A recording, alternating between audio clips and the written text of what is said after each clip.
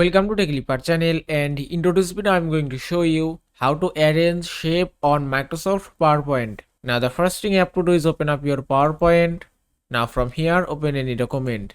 You can see in my document there are two shapes. If you want to arrange or align these two shapes, at first you have to select these two shapes and then click on home tab, and on the drawing option you can see arrange option, then just click here and that's it. From here you can arrange or align your shapes. If you want to send to back this shape, just click here and that's it. Now if you want to bring it to front, just click here and it's done. Now if you click here again and then click on align shape, you can see so many options: align left, align center, right, top, middle and bottom. If I select align left, and that's it. And that is how you can arrange shape on PowerPoint. I hope this video was helpful. If it was, please give it a thumbs up and don't forget to subscribe.